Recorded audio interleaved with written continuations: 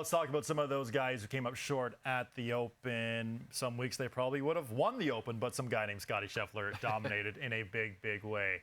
Starting with Harris English, second runner-up at a major this season, and now he's sixth in the U.S. Ryder Cup team standings. Do you think he's a lock to play for Team USA at the Ryder Cup?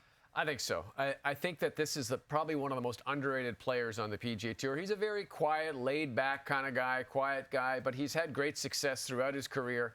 He's a very popular guy as well, which helps out for the Ryder Cup team selection. Guys love him. They call him Harry. He's just one of those guys that gets along with everybody. And his game is really solid. You look at tee to green, you don't finish runner-up in two different major championships of different statures, of different conditions, and not be a good player. So I think that he would be a lock.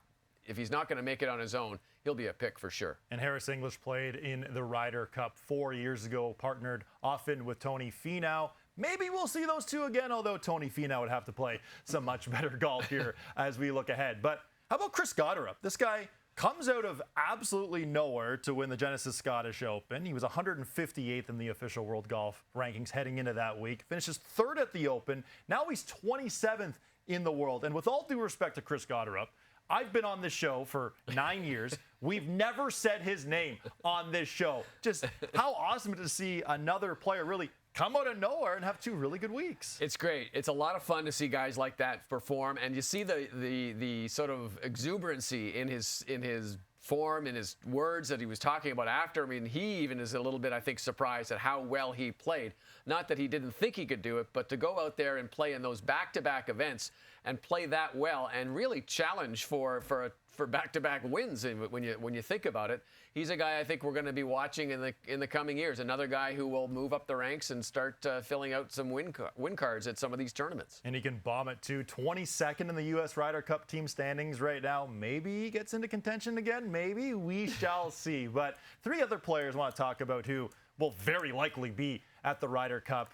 Starting on Team Europe, Rory McIlroy. So Rory finishes T7 at Royal Portrush at the Open. Just couldn't really gain momentum during the weekend rounds trying to make a weekend charge. But what do you make of Rory at the Open?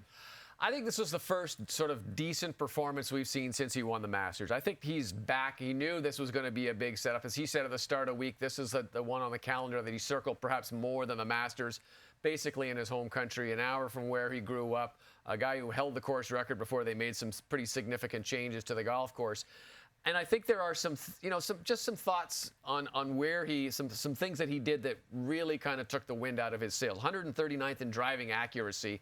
That's not a great number, obviously. But if you look at his form on Sunday, this is the one thing that stuck out to me a little bit. The eighth hole, he's 101 yards. Wedge in his hand, he hits it to 30 feet. Ninth hole, 66 yards, and he hits it to 22 feet. Now, I know you look at the numbers, and it doesn't really necessarily translate to what he's facing on the green, but he just seemed to be off a little bit with the driver, with hitting it close. He was always seemed to be putting from 20 and 30 feet for birdies. There just didn't seem to be enough great chances like we saw at the Masters this year.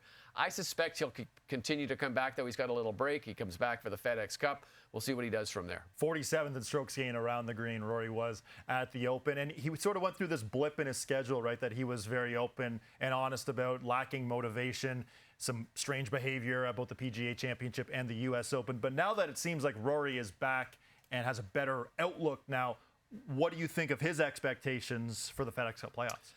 Well, I think, I don't think these rank up there quite with major championships, but they are certainly probably the next past step. And I think he would love to finish off this year by winning the FedEx Cup or trying to get himself down the line and put himself in contention in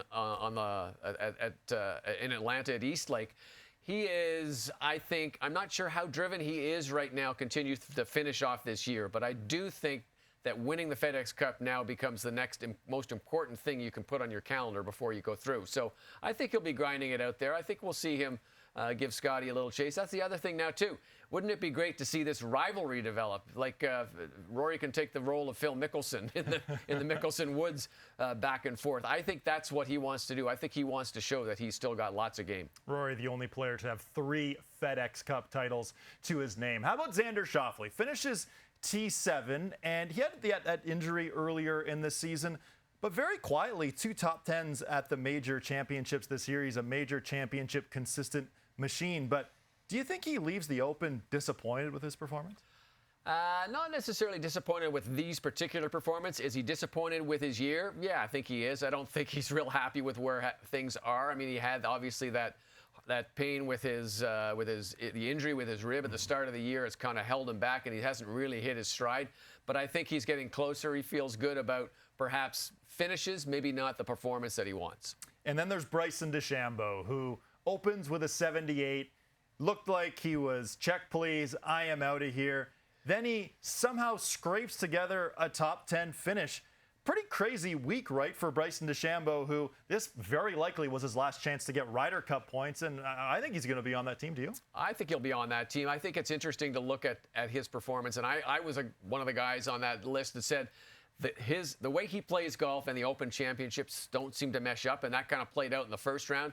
I'll tell you, he really surprised me with the last 3 rounds. 3 great rounds, and something to look forward to the future, because I think he figures things out. He sort of deciphers things the way his mind works.